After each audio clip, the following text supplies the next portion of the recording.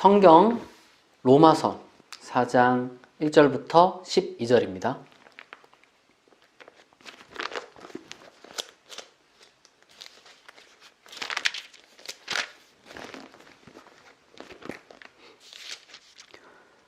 그런즉 육신으로 우리 조상인 아브라함이 무엇을 얻었다 하리요? 만일 아브라함이 행위로서 의롭다 하심을 받았으면 자랑할 것이 있으려니와 하나님 앞에서는 없느니라. 성경이 무엇을 말하느냐? 아브라함이 하나님을 믿음에 그것이 그에게 의로 여겨진 바 되었느니라. 일하는 자에게는 그 삭시 은혜로 여겨지지 아니하고 보수로 여겨지거니와 일을 아니할지라도 경건하지 아니한 자를 의롭다 하시는 이를 믿는 자에게는 그의 믿음을 의로 여기시나니 일한 것이 없이 하나님께 의로 여기심을 받는 사람의 복에 대하여 다윗이 말한 바 불법이 사함을 받고 죄가 가려짐을 받는 사람들은 복이 있고 주께서 그 죄를 인정하지 아니하실 사람은 복이 있도다 함과 같으니라. 그런즉 이 복이 할례자에게냐 혹은 무할례자에게도냐? 무릇 우리가 말하기를 아브라함에게는 그 믿음이 의로 여겨졌다 하노라. 그런즉 그것이 어떻게 여겨졌느냐? 할례시냐 무할례시냐? 할례시가 아니요 무할례시니라. 그가 할례의 표를 받은 것은 무할례시의 믿음으로 된 의를 인친 것이니 이는 무할례자로서 믿는 모든 자의 조상이 되어 그들도 의로 여기심을 얻게 하려 하심이라. 또한 할례자의 조상이 되었나니 곧 할례 받을 자에게뿐 아니라 우리 조상 아브라함이 무할례시에 가졌던 믿음의 자취를 따르는 자들에게도 그러하니라. 로마서 강의 11번째 시간입니다. 바울은 율법이 아니라 믿음의 법, 하나님께서 이루시는 새로운 의를 말하고 나서 그리고 기존의 의였던 율법을 폐할 수 없다라고 말한 다음에 곧바로 어떠한 자세한 설명을 하기보다는 유대인의 조상으로 알려진 그리고 여겨지는 아브라함에게로 거슬러 올라가 믿음의 법에 대해서 구체적인 사례를 제시합니다. 로마서 4장에서 바울은 5단계로 이 믿음의 법의 논증을 진행하는데요. 첫 번째로는 아브라함이 믿음으로 의롭다 여겨짐에 대한 논증. 두 번째로는 아브라함의 사례는 유대인만이 아니라 이방인에게도 적용된다는 논증. 셋째로는 아브라함의 의로움은 율법과 별개라는 논증. 넷째로는 아브라함의 믿음의 내용. 그리고 다섯 번째로는 기독교 종교에서의 구체적인 적용. 이렇게 진행되는데요. 본문이 길기 때문에 오늘은 이 5단계 중에서 첫 번째 단계와 두 번째 단계만을 다루도록 하겠습니다. 1절에서 2절을 다시 읽겠습니다. 그런즉 육신으로 우리 조상인 아브라함이 무엇을 얻었다 하리요? 만일 아브라함이 행위로서 의롭다 하심을 받았으면 자랑할 것이 있으려니와 하나님 앞에서는 없느니라. 아브라함은 그의 이름을 딴 온갖 작품들이 나올 만큼 그 당시에 유대인들 사이에서 유명했고 신약에서도 마찬가지입니다. 사복음서에서도 빠지지 않고 사도 바울의 주요한 편지들 가운데서 그리고 또한 그 핵심 논증 가운데서 사도 바울의 그 논증 가운데서 아브라함은 꼭 언급됩니다. 특별히 이제 믿음의 법을 이야기를 하는데 이 로마서에서도 그렇고 갈라디아서에서도 그렇고 많은 곳곳에서 언급이 되죠. 그 이유는 두 가지인데요. 우선 기본적으로는 유대인의 실질 조상으로 여겨졌기 때문이고 그리고 또 다른 중요한 것은 사도 바울에게 있어서 특별히 아브라함이 언급되는 이유는 그가 모세 이전의 인물이기 때문입니다. 여기서 아브라함의 행위에 대해서 사도 바울은 이야기하는데 우리가 창세기에 나타난 그 아브라함의 행위에 대해서 다시 한번 상기할 필요가 있습니다. 많은 사람들이 특별히 기독교인들은 아브라함을 믿음의 조상 이런 별명을 붙여서 그의 어떤 경건함을 몇 가지 이야기를 통해서 굉장히 고상한 것으로 여길 때가 많이 있습니다. 예를 들면 아브라함이 고향을 떠나는 그러한 장면이라든지 혹은 무엇보다도 그 창세기 22장에서 이삭 자기 아들을 하나님의 명령에 순종함으로써 이렇게 바치려는 그러한 결단, 어떻게 보면 그런 비상식적인 상식을 뛰어넘는 그러한 믿음의 행위에 우리는 경의를 표하기도 합니다. 실제로 키에르케고르라는 철학자는 믿음의 도약, 비합리적인 그 신앙의 특성을 이야기를 할 때 바로 이런 아브라함의 이삭에 대한 그 희생 이야기를 가져오곤 합니다. 때문에 그러다 보니까 우리가 아브라함이라는 사람이 행한 그 모든 일들에 전부 다 호의적인 식으로 해석을 하는 거예요. 예를 들면 기원전 1세기의 희년서라는 유대교 문헌이 있습니다. 희년이라는 말이 그 49년 이렇게 77 이렇게 해서 그 절대적인 완전수를 상징하는 그런 희년, 유대의 어떤 명절 이렇게 이야기를 하는 것인데, 중요한 것은 이 희년서라는 그 문헌에 보면은 창세기부터 출애굽기 12장에 이르기까지의 그 이야기를 이 희년이라는 연대에 맞추어서 재구성해내는 그런 내용인데요. 핵심 주장은 그 희년서의 창세기의 족장들, 그러니까 아브라함, 이삭, 야곱 이런 창세기 족장들도 모세처럼 비록 율법이 있는 것은 아니지만 그럼에도 불구하고 실질적으로 율법을 지킨 것과 다름이 없다라는 것을 논증하는 책입니다. 우리말 전문 번역이 희년서에 대한 것이 없기 때문에 부득이하게 제가 그것을 영어에서 옮겨서 왔는데, 희년서 23장 10절에 보면 아브라함에 대해서 이렇게 묘사합니다. 아브라함은 그의 모든 행위에 있어서 여호와와 더불어 완전했으며 그의 사는 모든 날 동안 의로 말미암아 즐거워했다.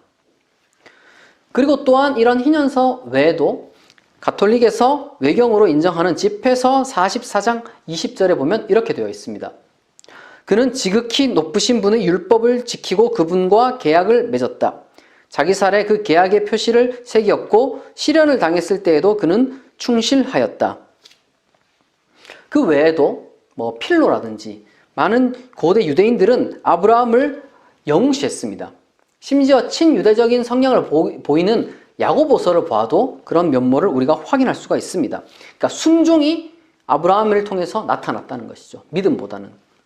그러나 우리가 창세기를 정직하게 편견 없이 읽을 때 그러한 독법, 아브라함의 행위에 대한 그러한 독법이 지나치게 호의적이라는 것을 우리가 확인할 수가 있습니다. 아브라함은 창세기에 나타난 그 아브라함의 모습을 보면 그는 자기 결단력이 떨어지는 사람이면서 또한 자기 목숨이 아까워서 거짓말하고 아내를 권력자에게 팔아넘기고 그 대가로 보물을 받는 데 주저함이 없는 사람입니다. 그리고 심지어 바울이 사장에서 후반부에 이제 언급하는 그 하나님의 언약에 대한 그 믿음, 그 장면에서 창세기 17장에서 사도 바울은 그 하나님의 언약을 순간적으로 비웃기도 했던 그런 사람입니다. 따라서 설사 모세 율법이 존재했던 시대에 아브라함이 살았다 할지라도 그 율법에 비추어 보아 과연 아브라함이 완벽했을까? 우리는 그렇게 생각하기가 어렵습니다. 부득이하게 조직신학적인 표현을 사용하자면 우리가 공로를 잰다 한들 자기 자신이 살아가면서 저지르는 그런 실수와 잘못을 덮을 수 있는 그런 넉넉한 재량 공로를 얻을 수가 없습니다. 그런 건 존재할 수가 없는 거예요. 말하자면 독재자가 아무리 정책을 잘 펼쳐도 독재자라는 거예요.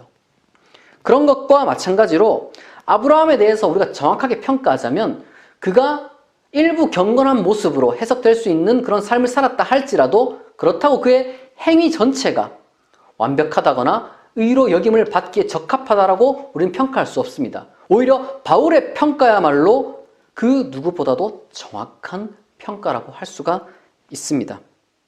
하지만 사도 바울은 거기서 멈추지 않고 그럼에도 불구하고 하나님으로부터 아브라함은 의롭다 여김을 받았다는 거예요. 3절에서 8절을 읽어보겠습니다. 성경이 무엇을 말하느냐? 아브라함이 하나님을 믿음에 그것이 그에게 의로 여겨진 바 되었느니라.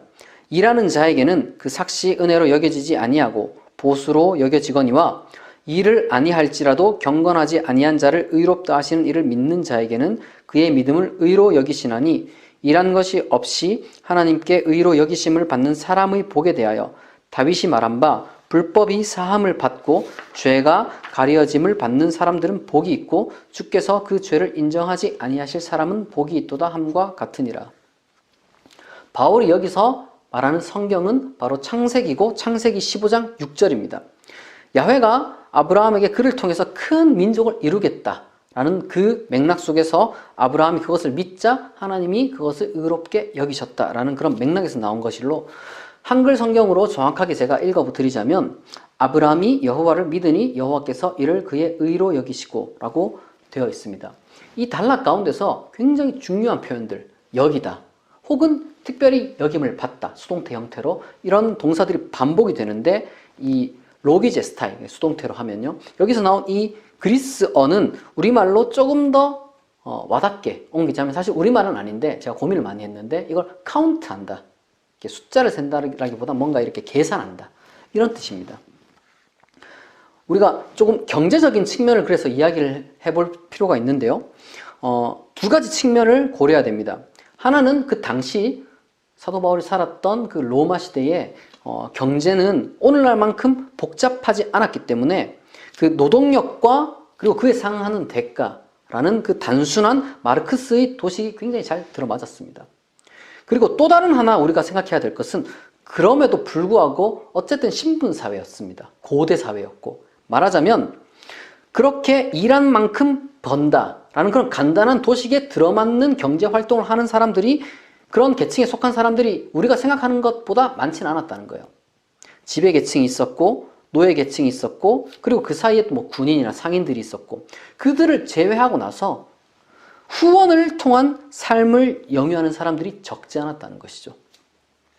따라서 이러한 경제적인 그 배경과 그리고 종교적인 측면에서 사도 바울의 통찰에 의하면 그 노력과 대가의 도식, 그러니까 율법의 형태로만 보는 이들이 정직하게 그 행위가 카운트 된다면 오히려 빚쟁이가 될 거란 얘기입니다. 마이너스가 될 거란 얘기죠. 그리고 플러스가 되려면은 더 많은 행위를 해야 된다고 일반적으로 생각할 수가 있습니다. 하지만 아까도 이야기했듯이 그렇다고 해서 또한 경제랑 달리 메꿔지는 것도 아니거든요. 하지만 이것은 은혜가 아니라 계약입니다. 제가 어렸을 때 아르바이트를 여러 가지를 많이 했어요. 10대 때. 근데 이제 언젠가 친구가 중국집 배달을 이렇게 했었는데 그 친구가 아파가지고 못 나갔어요. 그래서 제가 대신 하루 정도 일을 한 적이 있는데, 제가 잘 몰랐거든요. 이게 뭘 어떻게 해야 되는지, 전화 받는 것도 뭐 낯설고 뭐 좀 어색하고 뭐 주소도 잘 못 찾겠고, 그래서 좀 실수를 많이 했어요. 그러니까 접시도 잃어버리기도 했고 뭐 주문도 제대로 못 받고 이래서 그날 하루 매상에 좀 손해를 제가 좀 끼쳤습니다. 그래서 좀 많이 미안했죠. 왜냐하면 그 당시 때 그 중국집 사장님도 제가 아는 분이었고, 그리고 요리사도 제가 아는 형님이었기 때문에 뭐 그런 식으로 제가 잠시 일을 할 수 있었던 거거든요. 그러니까 뭐 오토바이도 같이 배우고 밥도 같이 먹고 되게 친했어요. 사실은 정확하게 말하자면 제가 그 옆에서 또 치킨집에서 아르바이트 했거든요. 뭐 그러니까 가능했던 건데, 그러니까 엄격한 계약 관계였다면 뭐 제가 그날 뭐 일당은 받았을 수 있겠죠. 일당은 받았을 수 있겠지만, 그럼에도 불구하고 제가 심각하게 저지른 잘못에 대해서 뭐 배상해야 됐다면, 그러면 그 일당보다 훨씬 더 마이너스가 됐겠죠. 그러니까 아마 모든 회사가 그러하듯이 어떤 잘못에 대해서는 월급, 연봉과는 별개로 분명히 책임져야 되는 부분이 생길 때가 있습니다. 손해배상을 청구받아야 될 그럴 때가 생기는 것이죠. 그것이 일반적인 계약의 룰이라는 겁니다. 하지만 그것과 달리, 그런 어떤 노동계약과 달리 후원이라는 개념은 그냥 후원자의 은혜에 달린 거예요. 전적으로. 이 후원자는 내가 일을 잘했는지 못했는지 뭐 후원자 나름대로 판단을 하겠지만, 만약에 그 후원자가 그 후원받는 사람의 그 모든 노동력 그리고 일궈내는 생산물과 무관하게 전적으로 지원하겠다, 그렇게 이야기를 한다면 그거야말로 정말 행복한 일이 아닐 수가 없습니다. 심지어 바울은 바로 여기서 대단히 강력한 표현, 경건하지 아니한 자라고 이야기를 하는데, 이는 로마서 1장 18절에서 하나님이 진노에 해당하는 가장 대표적인 사람을 가리킬 때 사용했던 표현입니다. 그러니까 그런 사람이라 할지라도 의롭다 여김을 받을 수 있다는 것이죠. 여기서 우리가 주의해야 될 점은, 그렇다고 해서 이 믿음의 법을 율법과 비슷한 식으로 이해를 하면 안 된다는 거예요. 이게 무슨 말이냐면은, 불경건하는 자의 그 아브라함의 믿음이 그를 의롭게 만든 게 아니라는 겁니다. 그러면은 믿음을 또 다른 행위 취급을 하게 되는 거예요. 믿음을 또 다른 노동으로 여기게 되는 겁니다. 그런 것이 아니라 오히려 우리는 이렇게 생각해야 됩니다.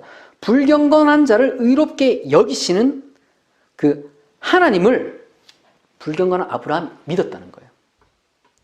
그러니까 의롭게 여김을 받는 그 동인이 믿음에 있는 게 아니라 하나님에게 있다는 것이죠. 내가 일을 하는 자로 스스로를 계약 관계에 들어가는 것이 아니라 하나님과의 믿음 관계 속에서 내가 후원받는 자로 내가 인정하고 믿었기 때문에 따라서 내가 그래서 결정해서 내가 잘나서 후원을 받는 것이 아니라 그렇게 후원받는 그 후원해주는 그 분의 성품과 인격을 믿게 된다. 신뢰하게 된다. 그분이 전적으로 내가 일을 하지 아니할지라도 내가 경건하지 아니할지라도 나를 의롭게 여기시고 나를 경건하다 인정해 주신다. 이런 뜻입니다. 전혀 다른 거예요. 경제 논리로 그렇게 생각하는 게 아니라 그걸 뛰어넘는 후원받는 관계로. 그러나 이것이 또 단순한 후원이 아니라 하나님의 절대적인 은혜의 측면에서 우리가 볼 수 있는 겁니다. 하지만 어떤 분들은 이렇게 생각할 수가 있어요. 고대 이스라엘 종교의 그 신앙과 충돌하는 것이 아니냐. 아브라함을 끌어왔는데 실질적으로 고대 이스라엘의 그 야훼 신앙과 지금 충돌하고 있는 것이 아니냐. 이렇게 생각할 수가 있습니다. 예를 들면 출애굽기 23장 7절에는 이렇게 말합니다. 나는 악인을 의롭다 하지 아니하겠노라. 70인역, 그러니까 구약을 그리스어로 번역한 70인역에 의하면 바로 이 구절은 악인, 이것을 경건하지 아니한 자, 이렇게 동일하게 지금 바울이 사용한 그 표현을 그대로 사용합니다. 그래서 정면 배치된다 이렇게 여겨질 수가 있어요.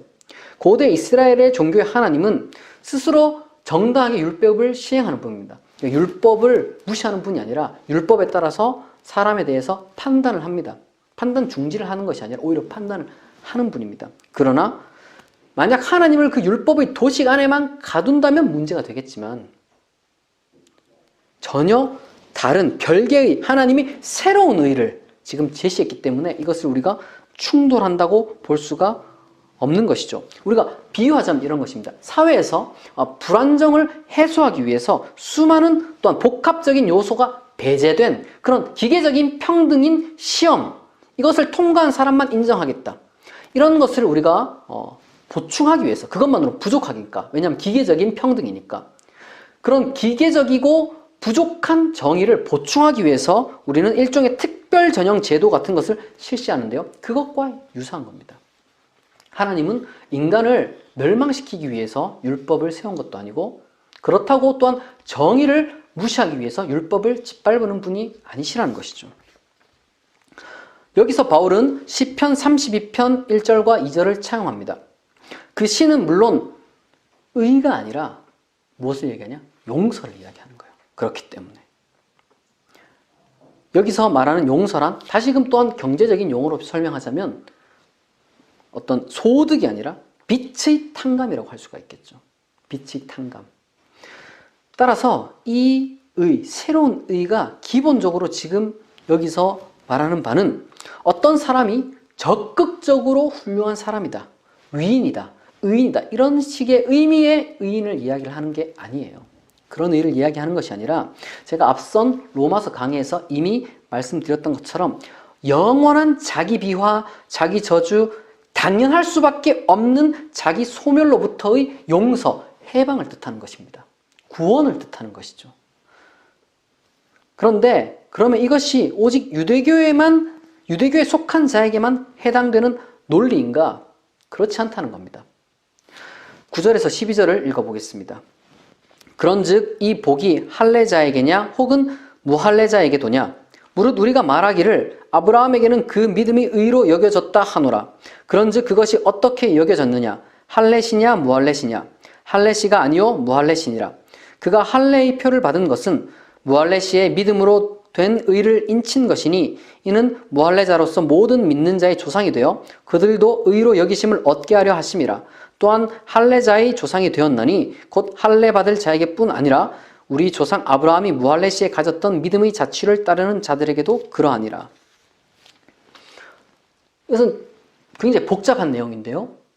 바울 스스로는 우선 이 내용을 모세 종교가 시작되기 전에, 그러니까 본격적인 야훼 종교가 시작되기도 이전부터 존재했던 것으로서, 따라서 이러한 류의 아브라함의 믿음은 고대 이스라엘 종교 그리고 그 전통을 이어온 고대 유대교를 넘어선다는 거죠. 그 범위에 있어서. 아브라함을 단순히 혈통적인 조상으로 보는 것이 일반적인 전통적 유대인의 주장이라 할지라도 그러한 믿음의 본, 그 신앙 내용만큼은 종교적인 틀, 인종적인 틀에 갇혀 있는 것이 아니라 오히려 유형적인 것으로서 모든 인종, 모든 종교를 넘어서서 충분히 적용될 수 있다는 것을 지금 지적하고 있는 것입니다. 엄격하게 말하자면 사실상 본래 아브라함 그 자체도 야훼 종교에 속하는 인물도 아니잖아요. 이건 너무나 당연한 사실입니다. 우리가 창세기를 정직하게 보면요, 아브라함을 포함한 그 족장들, 아브라함, 이삭, 야곱 이런 사람들의 그 신앙을 보면 저 후대의 엄격한 예언자들의 야훼 신앙보다 오히려 훨씬 더 보편적이고 넓은 의미에서 고대의 어느 지역에서나 흔히 발견되었던 애니미즘이라든지 정령신앙이라든지 아니면 부족신앙 이런 것들과 훨씬 더 닮아 있습니다. 예를 들면 신성한 장소들에 대해서 어떤 경배를 하고 또한 신비한 체험을 통해서 신을 느끼고, 때때로는 마치 인디언 부족들이 이름을 짓는 것처럼 하나님의 이름을 그런 식으로 짓는 경우도 많이 있었다는 것입니다. 따라서 우리는 수많은 종교들이 각자 고유하게 발전을 했음에도 불구하고 초월성에 대한 간구라는 측면에서 단순히 윤리와 종교를 동일시할 수 없음을 인지하게 되고, 또한 무엇보다도 이런 보편적인 갈망, 이런 것은 종교 속에서 충분히 인정받을 수 있으며, 따라서 인간 긍정에 대한 이런 신앙은 특정 종교 전통에만 결코 갇힐 수 없다. 이것을 우리는 바울의 이 선언을 통해서 유추할 수 있게 되는 것입니다.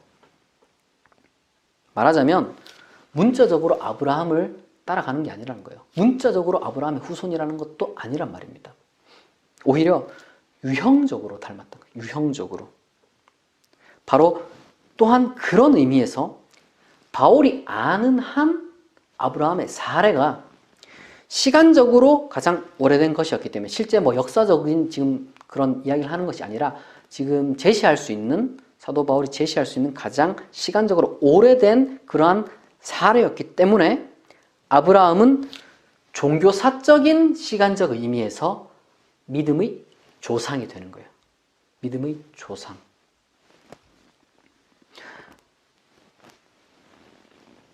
요약하자면 바울은 아브라함을 통해서 매우 구체적인 믿음의 법의 사례를 우리에게 제공하며, 그의 사례는 그리고 또한 고대나 혹은 유대교에만 갇힌 것이 아니라 유형적으로 모두가 따를 수 있게 되는 모범이며, 하나님의 용서라는 후원을 통해서 우리 인간 자신의 노력 여하와는 별개로 우리 스스로의 파괴 충동, 그것으로부터 구원받을 수 있게 만들어준다는 것입니다. 믿음을 통해서 나 자신이 하나님에 의해 소중하고 살 가치가 있는 존재로 여김을 받았음을 깨닫고 또한 행복을 누리는 여러분이 되기를 축복합니다. 기도하겠습니다. 자비하신 하나님 아버지, 일한 것이 없이 경건하지 않은 자를 의로 여기심에 감사합니다. 우리의 믿음이 또 다른 일한 것이 되지 않도록 겸손과 감사, 그리고 그로 말미암는 행복이 우리에게 넘치게 하옵소서. 예수 그리스도의 이름으로 기도합니다. 아멘.